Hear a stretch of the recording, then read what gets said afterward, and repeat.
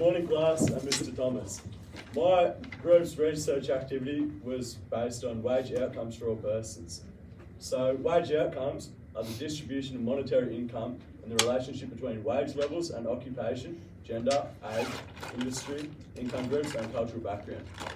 They are composed of ordinary and overtime payments, wage outcomes for all persons by income groups, occupational groups, age, gender and cultural background.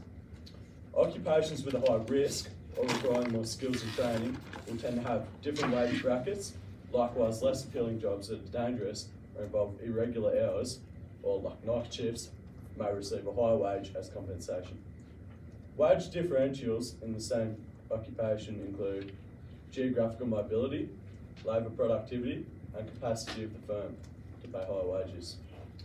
Or age, according to the ABS data, people 45 to 49 have the highest wages, while those aged 15 to 19 have the lowest.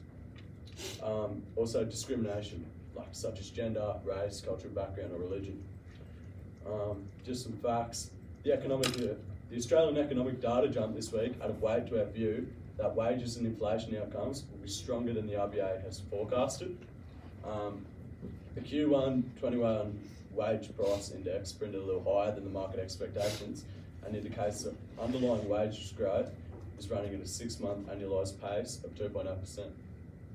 But the unemployment and underemployment rates dropped in April to leave underutilisation at its lowest level since December 2019. The government's Internet Vacancy Index popped up again in April, confirming that forward-looking indications of labour demand are red hot. The market flash PMIs were very strong, and in May, the inflation gauges rocketed higher for both input and output prices. So if the estimates for average weekly ordinary time earnings for full-time adults, seasonally adjusted, they've increased by 3.2% to $1,711 annually, November 2020.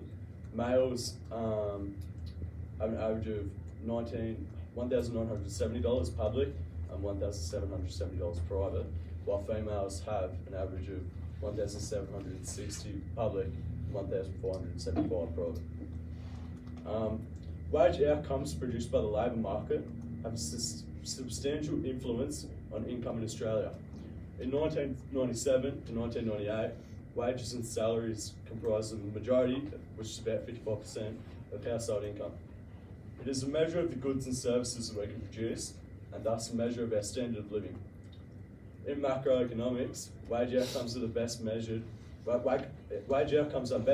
using average weekly earnings, AWE, and the relationships to inflation, productivity, and the award rate index.